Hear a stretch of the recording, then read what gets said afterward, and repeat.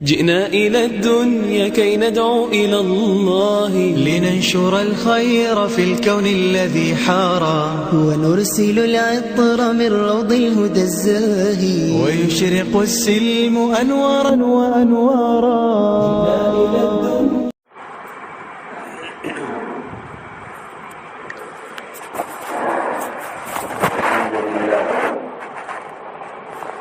الحمد لله نحمده ونستعينه ونستغفره ونؤمن به ونتوكل عليه ونعوذ بالله من شرور أنفسنا ومن سيئات أعمالنا من يهده الله فلا مضل له ومن يضلله فلا هادي له وأشهد أن لا إله إلا الله وحده لا شريك له وأشهد أن سيدنا ومولانا محمدا عبده ورسوله. أما بعد فأعوذ بالله من الشيطان الرجيم. بسم الله الرحمن الرحيم. قل متاع الدنيا قليل. وقال تعالى في موضع آخر بل تؤثرون الحياة الدنيا والآخرة خير وأبقى. قال النبي صلى الله عليه وسلم يتبع الميت ثلاثة ويرجع اثنان ويبقى معه واحد يتبعه أهله وماله وعمله ويرجع أهله وماله ويبقى معه عمله أو كما قال عليه الصلاة والتسليم. صدق الله المولانا العظيم وصدق رسوله النبي الكريم ونحن على ذلك لمن الشاهدين والشاكرين والحمد لله رب العالمین. محترم بزرگ اور عزیز ساتھیو، اللہ رب العزت کا بے انتہا احسان و کرم ہے کہ اللہ رب العزت نے ہمیں مسلمان بنایا ہے، اور اللہ رب العزت کا سب سے بڑا احسان و کرم یہ ہے کہ ایسے نبی صلی اللہ علیہ وسلم کی امت میں پیدا فرمایا جو خاتم الانبیاء والمرسلین ہیں. جتنے بھی انبیاء علیہ السلام اس دنیا میں تشریف لائے، سارے کے سارے نبیوں نے، سارے انبیاء کرام نے انسانوں کا تعلق اللہ رب العزت سے جوڑا ہے،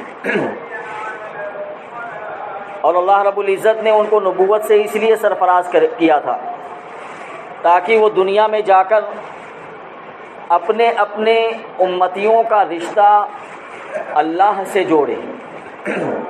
جتنے بھی نبی آئے، سارے کے سارے نبیوں نے انسانوں کا تعلق اللہ سے قائم کیا اور آخرت بنانے کی فکر کی. جتنے بھی نبی آئے ہیں سب نے انسانوں کو یہ بتایا کہ آخرت کے لیے محنت کرو. دنیا کی محنت نبیوں نے نہیں سکھائی. جتنے بھی انبیاء کرام آئے ہیں، سارے کے سارے انبیاء نے بتایا کہ دنیا کی زندگی مختصر ہے، اس دنیا میں تم ایک امتحان کے لیے، آزمائش کے لیے بھیجے گئے ہو. یہ دنیا کا ساز و سامان، یہ دنیا کی چکا چوند، یہ دنیا کی رونق، یہ سب چند روزہ ہے، اور دنیا کا فائدہ بھی بہت تھوڑا ہے. اس کا نقصان بھی تھوڑا ہے اور فائدہ بھی تھوڑا ہے، اور آخرت کا فائدہ بہت بڑا ہے، اور اس کا فائدہ اور اس کا نفع پائیدار ہے اور باقی رہنے والا ہے. یہ انبیاء علیہ السلام نے اپنے اپنے دور میں اپنے اپنے امتیوں کو سمجھایا، اور اللہ کے رسول صلی اللہ علیہ وسلم کی جب باری آئی تو آپ صلی اللہ علیہ وسلم نے بھی لوگوں سے یہی کہا، لا الہ الا اللہ تفلحوا، اے لوگو لا الہ الا اللہ کہہ لو، کامیاب ہو جاؤ. لیکن اللہ کے رسول صلی اللہ علیہ وسلم کی اس دعوت پر لبیک کہنے والے چند ہی لوگ تھے. آپ صلی اللہ علیہ وسلم کی اس دعوت کے بہت سارے مخالف ہو گئے، اور آپ صلی اللہ علیہ وسلم کے جسم مبارک پر پتھر بھی برسائے گئے، آپ صلی اللہ علیہ وسلم کے راہ میں کانٹے بھی بچھائے گئے اور جسم مبارک پر غلاظت بھی ڈالی گئی، نعوذ باللہ۔ لیکن آپ صلی اللہ علیہ وسلم اپنے اس دعوت سے اور اپنے اس مشن سے نہیں ہٹے۔ آپ صلی اللہ علیہ وسلم لوگوں کا تعلق اللہ سے جوڑتے رہے اور اس راستے میں اللہ کے لیے تکلیفیں سہتے رہے۔ لوگوں نے آپ کو گالیاں دی، آپ کے راستے میں کانٹے بچھائے، لیکن ان ساری رکاوٹوں نے آپ صلی اللہ علیہ وسلم کے پائے مبارک میں ذرا بھی لغزش پیدا نہیں کی، اور آپ صلی اللہ علیہ وسلم مسلسل لوگوں کو دین کی دعوت دیتے رہے اور دنیا کی ناپائیداری اللہ کے رسول صلی اللہ علیہ وسلم لوگوں کے سامنے بتاتے رہے۔ قرآن کریم اترتا رہا، قرآن کریم میں جو دنیا کی ناپائیداری بیان کی گئی ہے اللہ رب العزت لوگوں کو پڑھ کر سناتے رہے۔ اللہ رب العزت نے قرآن کریم میں فرمایا قل متاع الدنیا قلیل، اے لوگوں، اے نبی صلی اللہ علیہ وسلم آپ کہہ دیجئے لوگوں سے کہ یہ دنیا کا نفع جو ہے بہت تھوڑا ہے۔ اور دوسری جگہ اللہ رب العزت نے فرمایا والآخرۃ خیر وابقیٰ، آخرت یہ بہتر ہے اور پائیدار بھی ہے، یعنی باقی رہنے والی۔ اللہ کے رسول صلی اللہ علیہ وسلم نے، میں نے جو حدیث آپ کے سامنے تلاوت کی ہے، لوگوں کو مثال کے ذریعے سے سمجھایا کہ دنیا کا نفع جو ہے یہ تھوڑا ہے، ہر انسان ایک مختصر مدت دے کر بھیجا گیا ہے، ہر انسان کا ایک وقت مقرر ہے، جب وہ وقت مقررہ آ جائے گا تو اللہ رب العزت اس کو اس دنیا سے اٹھا لیں گے اور اس کی روح کو قبض کر لیں گے، کیونکہ انسان کی ایک مدت، ایک وقت اللہ رب العزت نے متعین کر رکھی ہے اس دنیا میں۔ اس دنیا میں اگر وہ چاہے اس مدت سے اور اس وقت سے اور اس ملے ہوئے وقت سے، اس زندگی سے وہ فائدہ اٹھا سکتا ہے اور اپنی آخرت بنا سکتا ہے، لیکن اگر وہ اس وقت کو بیکار چیزوں میں گزار دیا اس نے اور لہو و لعب کے اندر مشغول ہو گیا اور اپنی زندگی ایسے ہی ضائع کر دی، تو اس کو آخرت کا بہت بڑا نقصان ہوگا۔ دنیا میں اگرچہ وہ چند روز رہ کر دنیا کا نفع حاصل کر لے، لیکن یہ نفع بہت مختصر ہوگا، بہت تھوڑا ہوگا، اور آخرت جو باقی رہنے والی چیز ہے اس کے مقابلے میں بالکل مختصر ہے، اور آخرت کا جو نقصان ہوگا وہ بہت بڑا نقصان ہوگا، اور کیونکہ آخرت جو ہے وہ پائیدار اور باقی رہنے والی چیز ہے۔ دنیا کا جو نفع ہوگا یا دنیا کی جو زندگی ہوگی وہ تھوڑی ہوگی۔ اللہ رب العزت نے دنیا بنائی ہے اور دنیا میں انسان کو بھیجا ہے دنیا کا نفع اٹھانے کے لیے، دنیا سے نفع اٹھا لو بس اتنا سا ہی، دنیا کے پیچھے اپنی خواہشات کو تج دینا اور دنیا کے پیچھے لگ جانا اور دنیا کے پیچھے اپنی آخرت کو برباد کر لینا، یہ ہمارے آخرت کا بہت بڑا نقصان ہے۔ اللہ کے رسول صلی اللہ علیہ وسلم نے فرمایا کہ جب کسی انسان کی موت ہوتی ہے، جب انسان مر جاتا ہے، تو اللہ کے رسول صلی اللہ علیہ وسلم نے فرمایا کہ اس کے ساتھ تین چیزیں چلتی ہیں، یعنی اس میت کے ساتھ تین چیزیں اس کی قبر تک جاتی ہیں۔ اللہ کے رسول صلی اللہ علیہ وسلم نے فرمایا یتبعہ اہلہ ومالہ وعملہ، اس میت کے ساتھ اس کے گھر والے، اس کا مال اور اس کا عمل، یہ اس کے ساتھ ساتھ چلتا ہے۔ اور آگے اللہ کے رسول صلی اللہ علیہ وسلم نے فرمایا کہ ان تین چیزوں میں سے جو میت کے ساتھ جاتی ہیں ان میں سے دو چیزیں واپس لوٹ آتی ہیں۔ وہ دو چیزیں جو واپس لوٹنے والی ہیں، اللہ کے رسول نے کہا فَيَرْجِعُ أَهْلُهُ وَمَالُهُ، اس کے گھر والے، اس کا مال جو ہے اس واپس آ جاتا ہے، وہ اس کے ساتھ قبر میں نہیں جاتا۔ جو چیز میت کے ساتھ قبر میں جاتی ہے وہ اس کا عمل ہے، اللہ کے رسول نے کہا یبقى معه عمله، اس کے ساتھ جو چیز باقی رہتی ہے اس کا عمل ہے، چاہے وہ عمل خیر ہو چاہے عمل شر ہو۔ انسان نے جو بھی عمل کیا ہوگا دنیا میں، چاہے نیک عمل کیا ہوگا یا برا عمل کیا ہوگا، وہ اس کے ساتھ قبر میں جائے گا۔ اور اسی کو شیخ نے فضائل اعمال کے اندر بہت ہی کھلے انداز میں اللہ کے رسول صلی اللہ علیہ وسلم کی ایک حدیث ہے، اللہ کے رسول نے اس کو مثال کے ذریعے سے سمجھایا۔ اللہ کے رسول صلی اللہ علیہ وسلم نے فرمایا کہ ایک آدمی مرض الموت میں مبتلا ہے، یعنی ایسی بیماری اس کو لاحق ہو گئی ہے کہ اب اس کو یقین ہے کہ میں اس دنیا سے چلا جاؤں گا، اور اس آدمی کے 3 بچے ہیں، 3 لڑکے ہیں، ان تینوں کو بلاتا ہے اپنے پاس اور تینوں سے سوال کرتا ہے۔ سب سے پہلے اس نے اپنے بڑے بیٹے کو بلایا اور کہا کہ بیٹا میرا آخری وقت ہے، میں مر رہا ہوں، میری تم اس وقت میں کیا مدد کر سکتے ہو؟ بڑے بیٹے نے کہا کہ ابو میں آپ کی اس وقت میں کیا مدد کر سکتا ہوں، جب تک آپ زندہ ہیں میں آپ کے پاس رہوں گا، آپ کی کچھ تھوڑا بہت خدمت کر دوں گا، اور جیسے ہی آپ کا انتقال ہوگا میں آپ سے جدا ہو جاؤں گا، آپ مجھ سے جدا ہو جائیں گے۔ بیچ والے بیٹے کو بلایا اور کہا کہ بیٹا دیکھیے میرا آخری وقت ہے، میں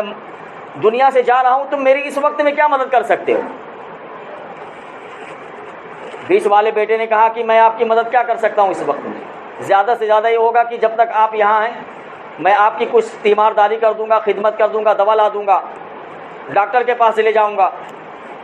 اور جو مجھ سے ہو سکے گا تھوڑا بہت میں کر دوں گا۔ تیسرے بیٹے کو بلایا جو سب سے چھوٹا بیٹا تھا، کہا بیٹا میں دنیا سے جا رہا ہوں، میرا آخری وقت ہے، تم میری اس آخری وقت میں کیا مدد کر سکتے ہو؟ اور میں یہ سمجھ رہا ہوں کہ میں نے اپنے 2 بیٹوں کو جو حق دیا وہ تم کو نہیں دیا، یعنی تم میرے سب سے چھوٹے بیٹے ہو، میں نے اپنے 2 بڑے بیٹوں کو جو حق دیا ہے وہ حق تم کو نہیں دیا، میں نے تمہارے ساتھ ہمیشہ ناانصافی کی ہے، چونکہ تم چھوٹے تھے اس لیے میں نے بڑوں کا زیادہ حق، بڑوں کو ان کا زیادہ حق دیا ہے، اور تمہارے ساتھ ظلم کیا ہے، تمہارے ساتھ ناانصافی کی ہے، میں نے جو حق تم کو دینا چاہیے تھا وہ بھی میں نے دے دیا تم کو۔ تو چھوٹے بیٹے سے جب اس نے کہا کہ میں نے تمہارے ساتھ بہت ناانصافی کی ہے، بڑوں کے مقابلے میں بڑوں کو زیادہ ترجیح دی ہے میں نے تم کو، اور تمہارے ساتھ میں نے بہت زیادتی کی ہے، تم بتاؤ اس وقت میں میری کیا مدد کر سکتے ہو؟ تو چھوٹے بیٹے نے کہا کہ ابو آپ فکر نہ کریں، ٹھیک ہے آپ میرے والد ہیں، آپ نے میرے ساتھ ناانصافی کی ہے، زیادتی کی ہے، میرا جو حق تھا آپ نے نہیں دیا، لیکن آپ اس وقت فکر نہ کریں، میں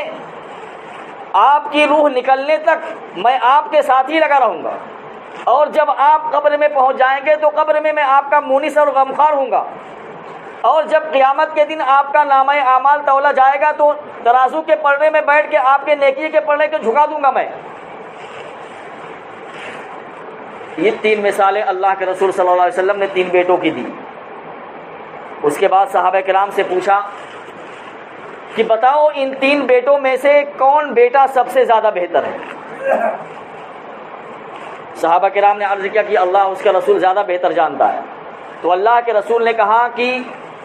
چھوٹا بیٹا ان 2 بیٹوں سے بہت ہی بہتر ہے۔ پھر اس کے بعد اللہ کے رسول صلی اللہ علیہ وسلم نے فرمایا دیکھو بڑا بیٹا جو ہے وہ اس کا مال ہے، مال۔ بڑے بیٹے کو جب بلایا تھا نا تو کہا تھا کہ تم میری اس وقت میں کیا مدد کر سکتے ہو، تو اس مال نے کہا تھا کہ دیکھو جب تک آپ زندہ رہو گے میں آپ کے پاس رہوں گا، جیسے ہی آپ کا انتقال ہوا میں دوسروں کے پاس چلا جاؤں گا۔ ویسے ہی ہوتا ہے، انسان کے پاس مال ہے، جب تک وہ انسان زندہ ہے وہ مال اس کے پاس رہتا ہے، جتنے بھی پراپرٹی کا مالک ہو اس کے پاس رہے گی وہ پراپرٹی، لیکن جیسے ہی اس کی موت آئی، اس کی آنکھ بند ہوئی، وہ مال دوسرے وارث کے پاس چلا جاتا ہے۔ تو اللہ کے رسول نے کہا کہ بڑا بیٹا وہ انسان کا مال ہے، اور دوسرا بیٹا جو بیچ والا تھا اللہ کے رسول نے کہا کہ اس کے گھر والے ہیں، اس کے اہل ویال ہیں، جب تک انسان زندہ رہتا ہے اس کے ساتھ رہتے ہیں، اس کے بعد جب انسان مر جاتا ہے تو اس کو قبر کے گڑھے میں اتار کر چلے آتے ہیں۔ اور تیسرا بیٹا اللہ کے رسول نے کہا کہ وہ انسان کا عمل ہے جو اس کے ساتھ لگا رہتا، اس کا نیک عمل اس کو قبر میں بھی اس کی ہمت کو بڑھائے گا، اور کل قیامت کے دن جب نامہ اعمال اس کا تولا جائے گا تو ترازو کے پلڑے میں بیٹھ کر جو ہے وہ نیکیوں کا پلڑا جھکائے گا، وہ نیکیاں جو اس کے ترازو کے پلڑے کو جھکا دیں گی۔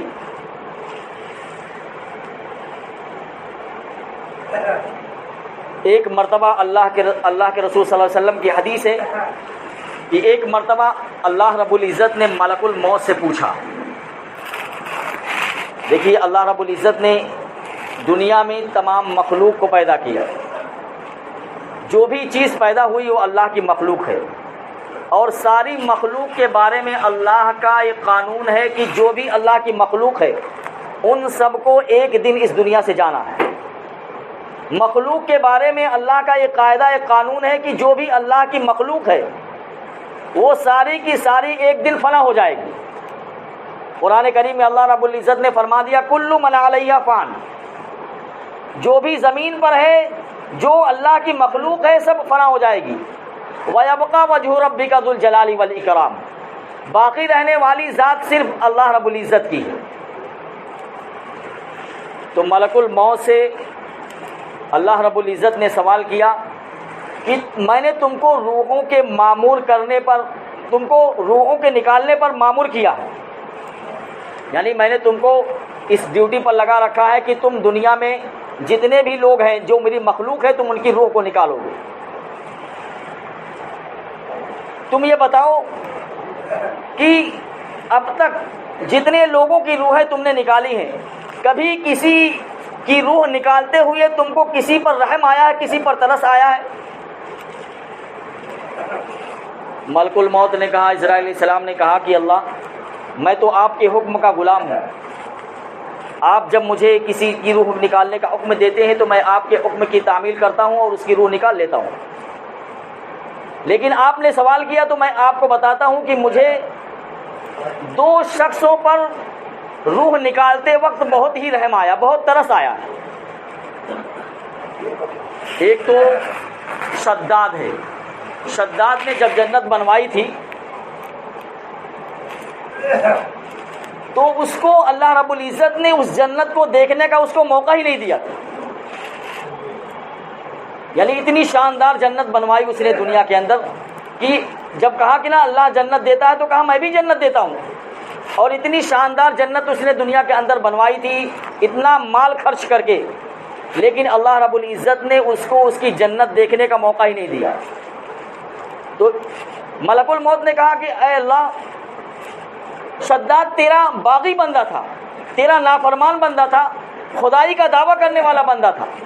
لیکن تھا تو تیرا بندہ وہ، اتنی محنت کرنے کے بعد، اتنا مال خرچ کرنے کے بعد اور اتنی محنتوں کے بعد جب اس نے جنت کو تیار کر دیا تو کم سے کم تو اس کو ایک نظر تو اس جنت کی طرف دیکھ لینے دیتا، یعنی اتنی مہلت دے دیتا کہ ایک نظر وہ اپنی جنت کی طرف دیکھ لے۔ اگرچہ تیرا باغی بندہ تھا، تیرے مقابلے میں آیا ہوا تھا، لیکن تھا تو تیرا بندہ ہی نا، اتنی محنت کے باوجود تو نے اس کو جنت نہیں دیکھنے دیا، اور تو نے مجھے حکم دیا کہ جنت میں داخل ہونے سے پہلے اس کی روح کو قبض کرو۔ چنانچہ شداد کا ایک پیر اندر تھا اور ایک پیر باہر تھا، اللہ رب العزت نے ملک الموت کو حکم دیا کہ اس کی روح کو قبض کرو۔ تو ملک الموت کہتے کہ مجھے اس شخص پر بہت رحم آیا کہ اتنی محنت کے باوجود بھی وہ اپنی جنت کی طرف ایک نظارہ نہ کر سکا، وہ اپنی جنت کی طرف ایک ہلکی سی اچھڑتی ہوئی نگاہ بھی نہ ڈال پائی اس نے۔ اور دوسرا کہا، ایک عورت سمندر میں سفر کر رہی تھی کشتی کے اندر، اچانک سمندر میں طوفان آ گیا اور کشتی جو ہے طوفان سے ٹکرانے لگی، موجوں سے، سمندر کی لہروں سے کشتی ٹکرانے لگی اور کشتی جو ہے ٹوٹ گئی، اور کشتی کے جو لکڑی کے پٹرے تھے وہ سارے کے سارے الگ ہو گئے، اور اس کشتی پر ایک عورت سوار تھی اور وہ حمل سے تھی، لیکن کشتی کا جو پٹرا تھا وہ الگ الگ ہو گیا، ایک پٹرے پر وہ بیٹھے ہوئی تھی اور سمندر کے موجوں سے تو ہی اس کی حفاظت کر رہا تھا، اس پٹرے کی، اس تختی کی، اس لکڑے کی تو ہی حفاظت کر رہا تھا، کیونکہ جب اتنی بڑی کشتی سمندر کے تھپیڑوں سے ٹوٹ سکتی ہے تو وہ لکڑے کی ایک مختصر سے لکڑی کی کیا حیثیت ہے، لیکن وہ مختصر سی لکڑی جس پر وہ عورت بیٹھی ہوئی تھی سمندر کے تھپیڑوں سے تو ہی اس کو بچا رہا تھا۔ کہا ایسے وقت میں اس کو بچہ پیدا ہو گیا، کہا بچہ پیدا ہوا اور آپ کا حکم ہو گیا کہ ایسی حالت میں میں اس کی ماں کی روح کو قبض کر لوں۔ کہا مجھے بہت رحم آیا، بہت ترس آیا کہ یہ بچہ اکیلا ہے، سمندر میں ہے، سمندر کے تھپیڑے اس کو کہاں لے جائیں گے، اگر میں اس حال میں اس عورت کی روح کو قبض کر لوں تو اس معصوم بچے کا کیا ہوگا، لیکن تیرا حکم تھا، مجھے تیرے حکم کی تعمیل کرنی تھی، میں نے اس عورت کی روح کو قبض کر لیا۔ اور عورت سمندر میں گر گئی اور بچے کو تو نے کنارے لگا دیا اور وہ بچہ کنارے تک پہنچ گیا، پھر اس کی تو نے کیسی پرورش کی وہ مجھے نہیں معلوم، اس بچے کی کیسی پرورش ہوئی آپ ہی زیادہ بہتر جانتے ہیں۔ اللہ رب العزت نے کہا ملک الموت سے کہ تجھے ایک شخص پر 2 مرتبہ رحم آیا،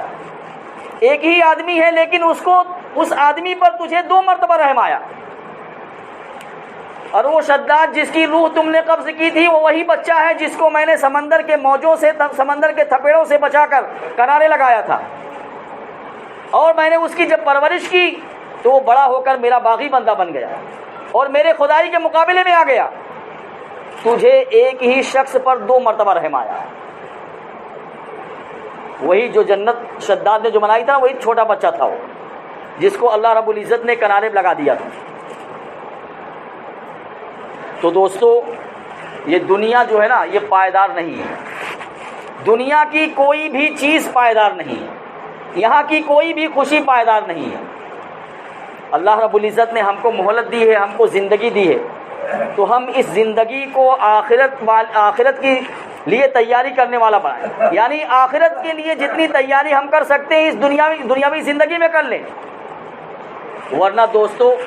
پھر جب دنیا کا آخرت کا نقصان سامنے آئے گا تو پھر افسوس کے علاوہ اور سوائے دل میں حسرت کے اور کوئی کام کا آنے والا نہیں، کوئی چیز کام آنے والی نہیں ہے، کیونکہ اللہ رب العزت نے دنیا کا نفع جو ہے بہت ہی تھوڑا رکھا ہے۔ دیکھیے انسان مثال کے طور پر 4-5 جوڑے کپڑے سلوا لیا ہو، ضروری نہیں نا کہ 4-5 جوڑے ایک ساتھ پہنے گا وہ، بھائی ایک ہی جوڑا پہن سکتا ہے، 5 جوڑے سلوائے ہیں لیکن ایک جوڑا پہن سکتا ہے، باقی 4 کی وہ دھلوا کر جو ہے الماری میں رکھے گا، جب اس کی باری آئے گی تو اس کو پہنے گا، لیکن پہنے گا تو ایک ہی نہ ہو۔ ایسے بڑا سا مکان بنا لیا ہے تو کیا سارے مکان کے اندر رہے گا وہ؟ اس کا ایک بیڈ ہے، اس بیڈ پر آرام کرے گا۔ ایسے ہی بہت سارا بینک بیلنس جمع کر لیا ہے، بہت پراپرٹی کا مالک ہے، لیکن وہ نفع تو اتنا اٹھائے گا نا جتنا اس کے مقدر میں ہوگا، جتنا اللہ رب العزت نے اس کے نصیب میں لکھ دیا ہوگا، اور باقی مال کی کیا کرے گا؟ باقی مال کی حفاظت کرے گا وہ کہ کہیں چور نہ اس کو لے اڑے، کہیں کوئی جیب کترا نہ لے اڑے، یا بینک کے اندر جمع کر دے گا کہ چوروں سے اس کی حفاظت رہے،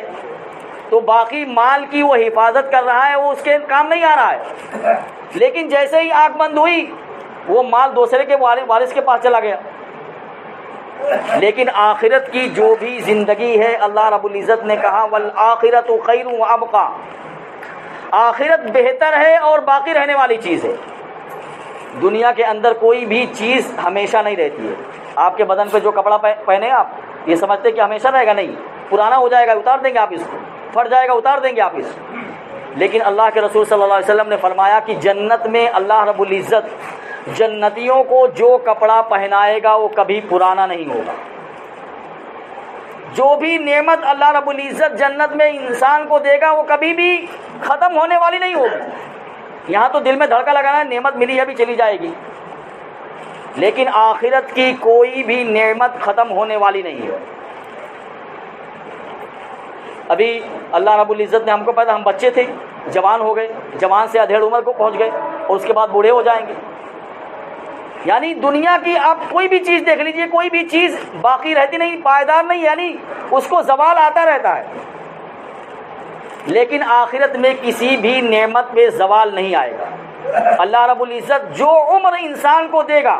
جو جوانی انسان کو اللہ رب العزت جنت میں دے گا وہ جوانی ہمیشہ رہے گی، اور جو نعمت دے گا اس کو وہ اس کے پاس ہمیشہ باقی رہے گی۔ ایسا نہیں ہے ارے یار فلاں کوئی قبضہ نہ کر لے اس پر، نہیں، کوئی قبضہ کر ہی نہیں سکتا اس پر۔ یہ فلاں کا مال ہے، ارے بھائی یہ فلاں کا مال ہے، یہ فلاں کا گھر ہے، یہ فلاں کا محل ہے، کوئی اگر قبضہ بھی کرنا چاہے تو قبضہ نہیں کر سکتا ہے،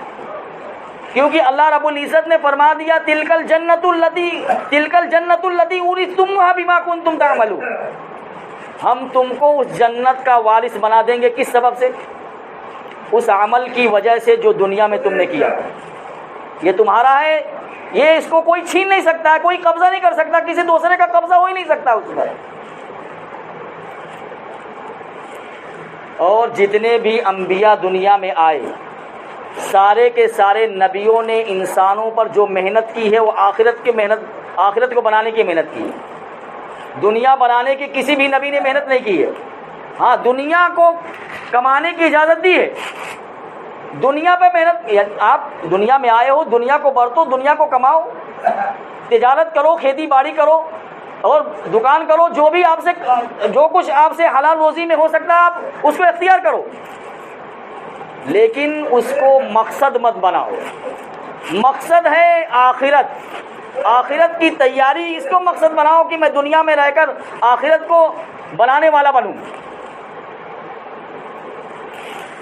انسان جب دنیا سے چلا جائے گا اور آخرت میں پہنچ جائے گا تو ہر انسان وہاں افسوس کرے گا، یہاں تک کہ اللہ کے رسول صلی اللہ علیہ وسلم کے صحابہ نے کہا کہ اللہ کے رسول وہاں پہنچنے کے بعد جو نیک لوگ ہوں گے کیا وہ بھی افسوس کریں گے؟ بھائی جو نیک لوگ وہ کیوں افسوس کریں گے؟ ان کو تو جنت مل گئی ہے، وہ تو عیش و آرام میں ہے، وہ کیوں افسوس کریں گے؟ تو اللہ کے رسول صلی اللہ علیہ وسلم نے فرمایا کہ ہاں نیک لوگ بھی وہاں افسوس کریں گے۔ کس چیز کا افسوس؟ افسوس اس بات کا ہوگا کہ جب وہ دیکھیں گے کہ اللہ رب العزت کی عطا اتنی زیادہ ہے، نیکیوں پر اللہ رب العزت اتنا بدلہ دیتے ہیں، تو ان کو افسوس ہوگا کہ میں نے اتنا کم نفع کمایا ہے،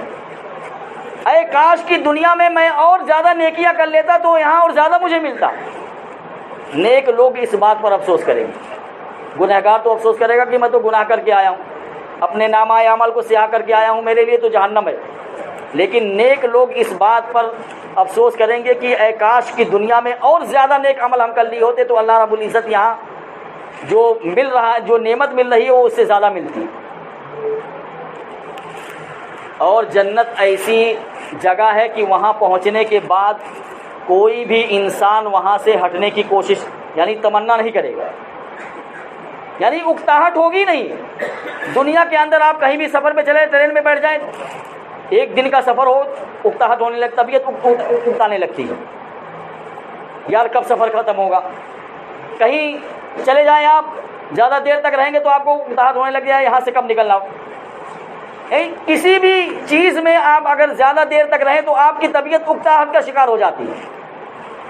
لیکن جنت میں کبھی بھی اکتاہٹ نہیں ہوگی، کبھی بھی اکتاہٹ نہیں ہوگی۔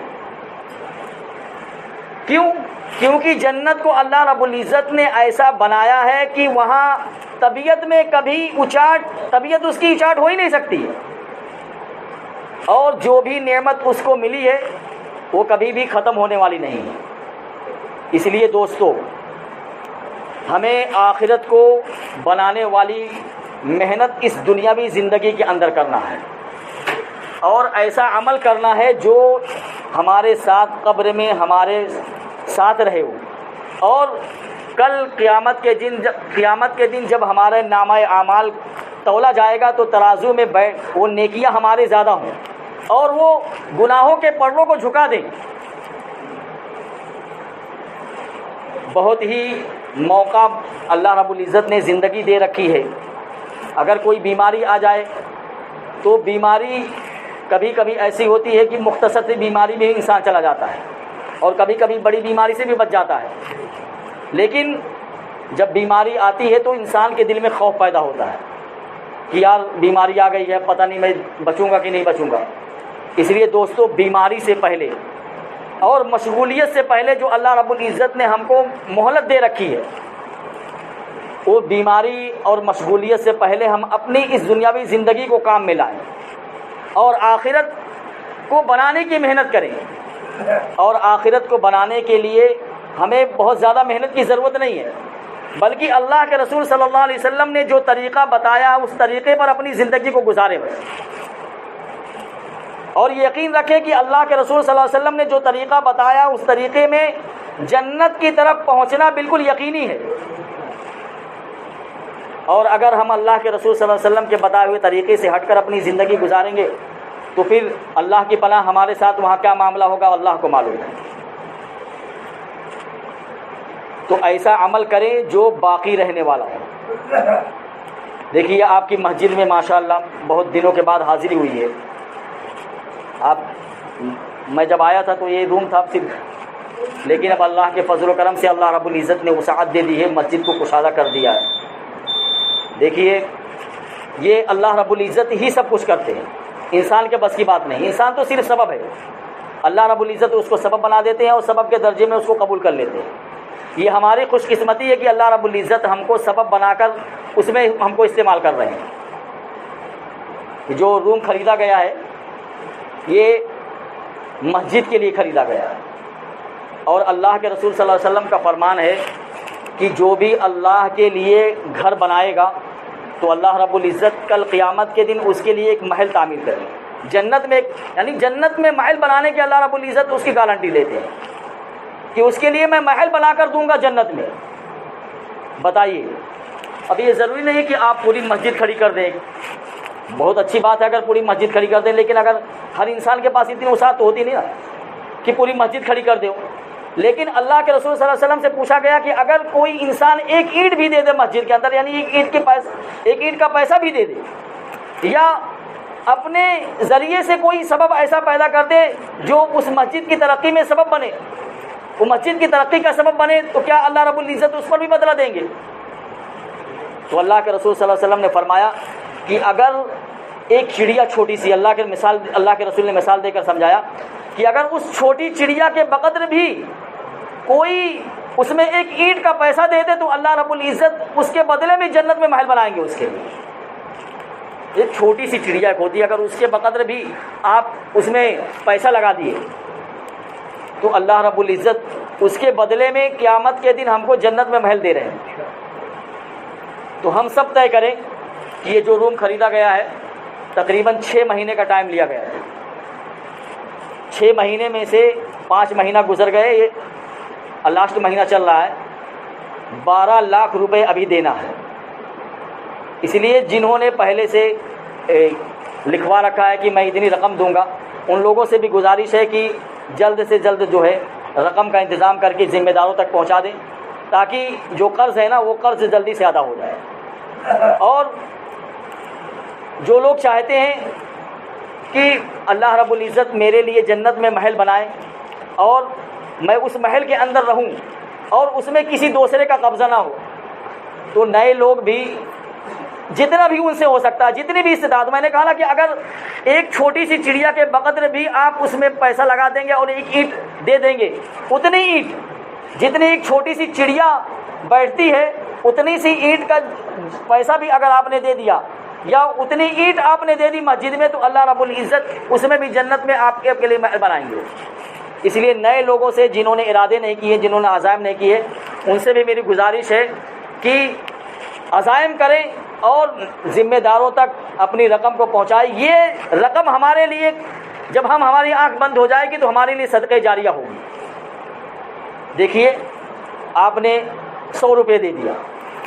اور اس 100 روپے سے مسجد کی کوئی ضرورت پوری ہو گئی، تو ہماری آنکھ جب بند ہو جائے گی تو یہ ہمارے نامہ اعمال کا دفتر بھی بند ہو جائے گا۔ اللہ کے رسول نے کہا کہ جب انسان مر جاتا ہے تو اس کے اعمال کا جو دفتر ہوتا ہے نا وہ بند ہو جاتا ہے، پھر چاہے کچھ بھی ہوتا رہے اس کے عمل میں اضافہ نہیں ہوتا ہے۔ لیکن اللہ کے رسول صلی اللہ علیہ وسلم نے فرمایا 3 چیزیں ایسی ہیں کہ مرنے کے بعد بھی اس کا نامہ اعمال جاری رہتا ہے، اگر وہ کام وہ کر لے گا تو اس کے نیکیوں میں یا اس کے عمل میں اضافہ ہوتا رہتا ہے۔ اللہ کے رسول صلی اللہ علیہ وسلم نے فرمایا اس میں سے ایک صدقہ جاریہ ہے۔ صدقہ جاریہ کی بہت ساری شکلیں ہیں، ان میں سے ایک شکل یہ ہے کہ آپ کہیں مسجد تعمیر ہو رہی ہے، آپ مسجد بنا دیں یا مسجد میں رقم دے دیں۔ اب دیکھیے آپ نے تھوڑی سی رقم دی مسجد میں، اب اس کے ذریعے سے جتنی بھی عبادت اس مسجد میں انجام دی جائے گی، ظاہر سی بات ہے 5 وقت نماز پڑھتا ہے مسلمان، 5 وقت کی نماز ادا کی جائے گی، قرآن کی تلاوت ہوگی، جماعتیں آئیں گی اور تعلیم ہوگی، گشت ہوگا، جو بھی نیک عمل ہوگا، رمضان میں اعتکاف ہوگا، یعنی جتنے بھی نیک عمل انجام دیے جائیں گے کہ سارا کا سارا ثواب اس 100 روپے دینے والے کو بھی ملے گا۔ اس لیے آپ سے گزارش ہے کہ زیادہ اگر نہیں دے سکتے، جتنی بھی آپ کی حیثیت ہے، وسعت ہے، آپ اس مسجد کے لیے اس جو روم خریدا گیا ہے اس کو خریدنے کے لیے آپ اپنی حیثیت کے مطابق خرچ کریں۔ اور الحمدللہ جو ہے ابھی سلام کے بعد بھی اعلان ہوگا، پلہار کے اندر آپ جانتے ہیں کہ تھانہ ضلع کا جو عمومی اجتماع ہے، یہ دنیاوی زندگی جو ہے، دیکھیے ہمیں ایسا لگتا ہے نا کہ اگر ہم یا اجتماع میں چلے گئے تو یار دنیا کا نقصان ہو جائے گا، یہ دھوکہ ہو سکتا ہے انسان کے، یعنی دنیا کی زندگی ایک دھوکہ ہے، آپ سمجھ لیجیے۔ اور اللہ کے رسول صلی اللہ علیہ وسلم نے فرمایا کہ دنیا کی زندگی حقیقت میں دھوکہ ہے۔ ہمیں دھوکہ کس کو کہتے ہیں؟ دھوکہ کہتے ہیں کہ یار میں نے ایک چیز میں نفع سمجھا تھا، اس میں نقصان نکل آیا۔ میں نے سمجھا تھا نا یہاں پیسہ لگا دوں گا تو مجھے نفع ملے گا، لیکن نقصان ہو گیا، دھوکہ ہو گیا، مجھے سمجھ میں نہیں آیا۔ میں نے ایک چیز میں نقصان سمجھا تھا، اس میں پیسہ نہیں لگایا، لیکن پتہ چلا یار تو اس میں بہت پروفٹ ہے، پھر مجھے دھوکہ ہو گیا، یار میں نے اگر لگا دیا ہوتا تو مجھے اتنا پیسہ مل جاتا۔ تو یہ دھوکہ ہے۔ انسان کا دھوکہ ایسے نظر نہیں آتا، جب انسان کی آنکھ بند ہو جائے گی، جب یہ دھوکہ کھولے گا تو انسان کو خود پتہ چل جائے گا کہ واقعتاً میں یہ دینی اجتماع کے اندر یا اس دینی محفل کے اندر اس وجہ سے نہیں گیا کہ میں سمجھ رہا تھا کہ دنیا کا نقصان ہو جائے گا، حالانکہ میرا دنیا کا نقصان نہیں تھا۔ اگر میں وہاں چلا گیا ہوتا تو اس کے بدلے میں اللہ رب العزت مجھے قیامت میں اتنا بڑا اجر دیتے، اور یہ نقصان ہو گیا میری آخرت کا۔ اس لیے دنیاوی نقصان کو آپ نظر انداز کریں اور آخرت کے نفع کو آپ پیش نظر رکھیں۔ اگر کوئی یہ سمجھتا ہے کہ میں 2 دن چلا جاؤں گا، 1.5 دن چلا جاؤں گا، 1 دن چلا جاؤں گا تو دنیا کا نقصان ہو جائے گا، نہیں دوستو، اس نقصان کی بھرپائی ہو سکتی ہے، لیکن اگر آخرت کا ہمارا نقصان ہو گیا تو ہم آخرت کے نقصان کو کبھی بھی پورا نہیں کر سکتے، کیونکہ وہ آخرت کی زندگی ہمیشہ رہنے والی ہے، اس میں نقصان کی بھرپائی نہیں ہو سکتی ہے۔ مثال کے ذریعے سے اللہ کے رسول صلی اللہ علیہ وسلم نے فرمایا کہ اگر کوئی شخص ایک وقت کی نماز چھوڑ دے جان بوجھ کر، دیکھیے مثال دے کر اللہ کے رسول سمجھا رہے ہیں کہ ایک وقت کی اگر وہ نماز چھوڑ دے تو ایسا ہے گویا اس کے مال و دولت اور اہل و عیال کو سب چھین لیا گیا ہو۔ دیکھیے اس سے بڑا نقصان کیا ہوگا، یعنی کسی انسان کی مال بھی چلا جائے، دولت بھی چلی جائے اور جائیداد بھی چلی جائے، اور اس کے سارے اور اس کی جو اہل و عیال ہیں، بال بچے اور بیوی سب چلے جائیں، اور وہ تنہا کھڑا رہے، تو اس سے زیادہ نقصان کیا ہو سکتا ہے؟ تو گویا ایک نماز کو چھوڑنے کا نقصان ایسا ہے گویا اس کی ساری جائیداد، اس کے مال و متاع اور اس کے گھر والے سب چھین لیے گئے ہیں اور وہ تنہا رہ گیا ہو۔ تو یہ آخرت کا نقصان ہے، اور یہ آخرت کا نقصان ایسا ہے کہ اس کی بھرپائی ممکن نہیں ہے۔ دنیا کا نقصان پھر بھی انسان بھر سکتا ہے کسی بھی طریقے سے کوشش کر کے، لیکن آخرت میں جو نقصان ہوگا اس کی بھرپائی نہیں ہے۔ اللہ رب العزت ہمیں عمل کرنے کی توفیق عطا فرمائے۔ وآخر دعوانا الحمدللہ رب العالمین۔ اس لیے دوستو کوشش کریں، مسجد جو روم خریدا گیا نا، آپ ہر شخص کوشش کرے کہ میں جتنا مجھ سے ہو سکے گا میں اللہ کے گھر کے لیے اپنی رقم اس میں ضرور دوں گا۔